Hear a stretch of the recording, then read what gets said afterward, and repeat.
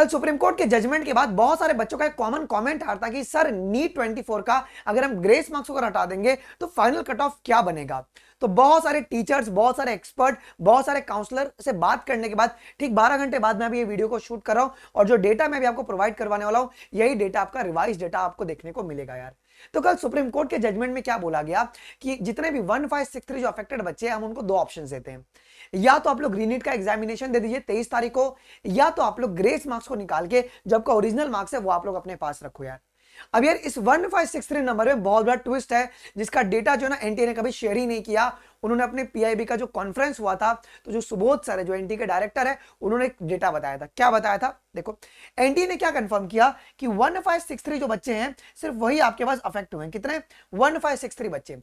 लेकिन 1563 में आपके क्वालिफाइड बच्चे कितने हैं? आपके क्वालिफाइड बच्चे सिर्फ 790 हैं यार।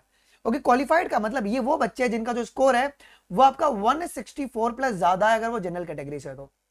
मतलब सिर्फ 790 बच्चे हैं जो कि क्वालिफाई किए इस 1563 में से।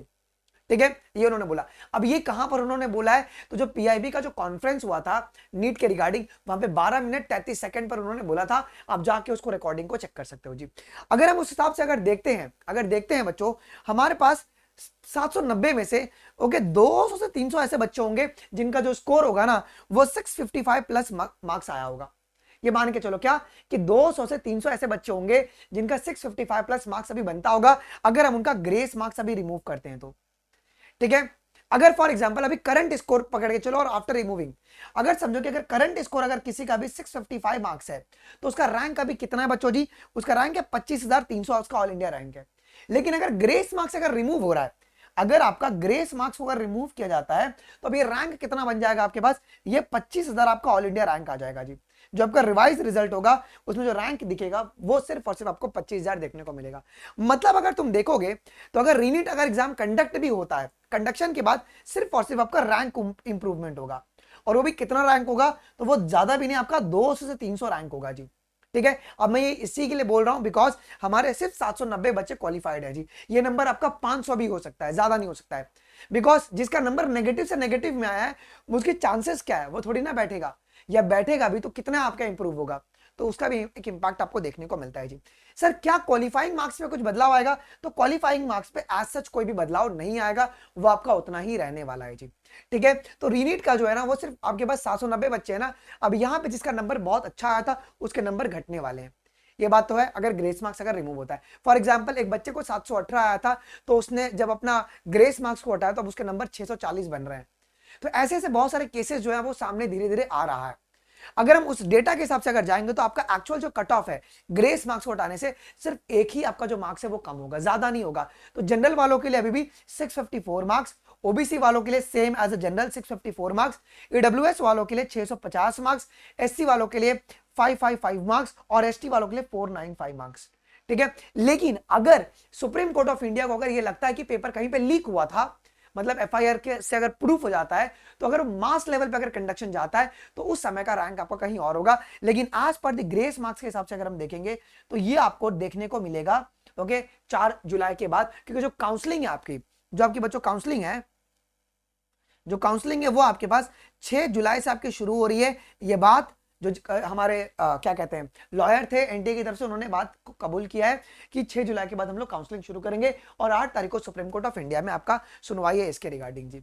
अब आपका इसमें क्या कहना है, आपका रैंक क्या बन रहा है? मैं आपको यही बात बोलूंगा कि समझो अगर किसी का ग्रेस मार्क्स निकालने के बाद 650 के अगर ऊपर नंबर आ रहा है ना तो तुम रीनीट मत देना। ओके 650 के अगर ऊपर नंबर है तो तुम थोड़ा सेफ जोन में हो, तुमको कॉलेजेस मिल जाएंगे। लेकिन अगर स्कोर अगर स्लाइड डाउन कर रहा है तो उस समय कॉलेजेस मिलने की थोड़ी चांसेस जो है ना वो कम हो जाएंगी। तो बट देखा जाएगा कि इसमें क्या होता है। अभी एक और एक फिनोमिना क्या है ना बच्चों कि अब एनएमसी की ऑफिशियल वेबसाइट पर भी अपडेट नहीं हुआ है कि कितनी मेडिकल सीट बढ़ी हुई है। अगर अभी का डेटा देखेंगे तो वहां पे 1,09,000 दिखा रहा है।